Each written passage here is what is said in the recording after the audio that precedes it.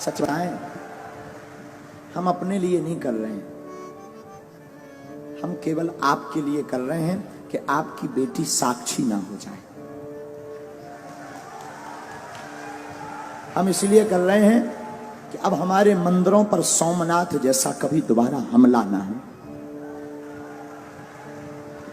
हम इसलिए कर रहे हैं कि तुम्हारे बच्चे, तुम्हारे जीते जी उन माँ बाप से पूछना जिनके बच्चे घर छोड़कर दूसरे मजहब में चले गए,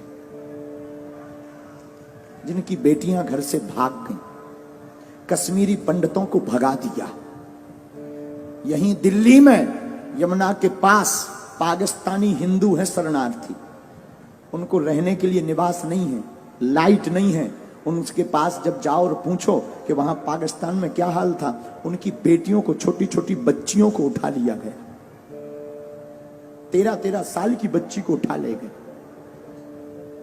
और हम नहीं चाहते कि हमारे भारत में तुम लोगों की बेटियों के साथ ऐसा हो। सिर्फ हिंदुत्व की बात और सनातन की बात हम इसलिए बोलते हैं।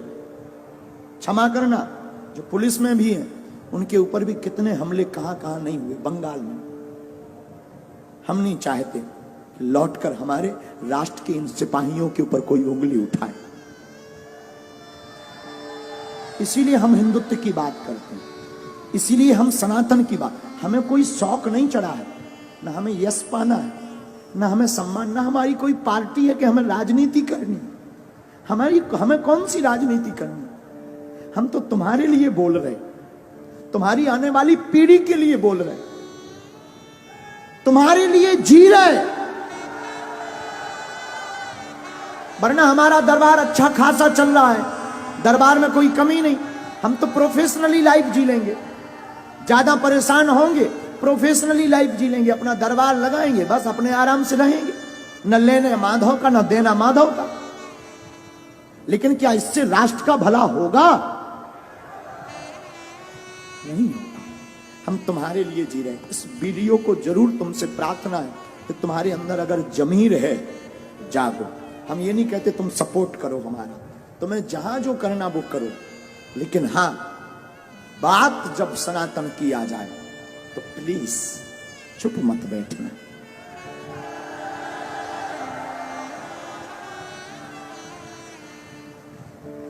इसलिए प्रार्थना है, नहीं बाइकआउट करना ही पड़ेगा, बिना उसके काम भी नहीं चलेगा। जो ऐसा चलाए और जो ऐसा करे उसको देखना, उसके पंडालों में जाना बंद कर दिया जाए। अब बाबर का देश नहीं, रघुवर का देश है यार। बेफिजूली हमने राम के लिए इतने साल कोर्ट में माथा पच्ची की, भगवान कृष्ण की पूजा नहीं खुलकर कर पा रहे, राम की यात्राओं में पत्थर लग रहे, पाल घर में संतों को पत्थरों से पीट पीट कर बर्बरता निर्दयता से मार दिया जाता, और लोग कहते तुम चुप बैठो। और हां, हमारे बोलने से और तुम्हारे जय श्री राम केवल मोबाइल चलाने से भारत हिंदू राष्ट्र नहीं बनना है। तुम्हें आवाज उठानी पड़ेगी और जैसे को तैसा जवाब देना पड़ेगा। तुम्हें घर से बाहर निकलना पड़ेगा, क्योंकि हम कोई राजनेता नहीं है कि तुमने ताली पीटी और वोट दिया और हम चले गए।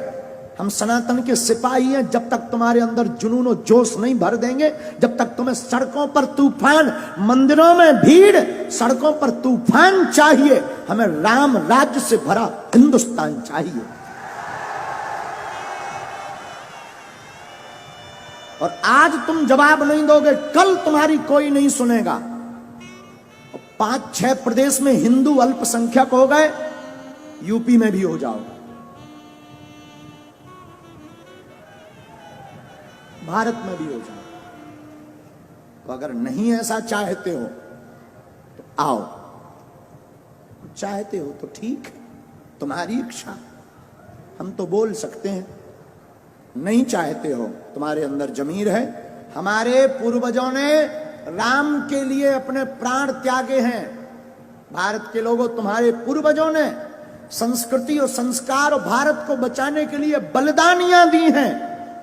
और तुम इसको थोथा बनाकर गुलाम मत बनवा देना।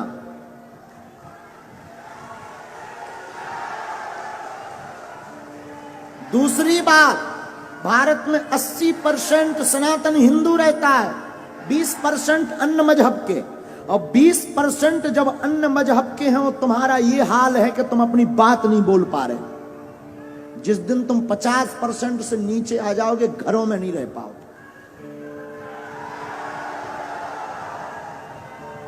और कोई भड़काऊ बात नहीं है, बहुत ही जगाने वाली बात हो। इसके बाद अगर किसी को बुरा लगे तो क्षमा करना। हम तो देखो जगाने आए हैं, जगाने की बात करेंगे। बोलो जय सिया राम।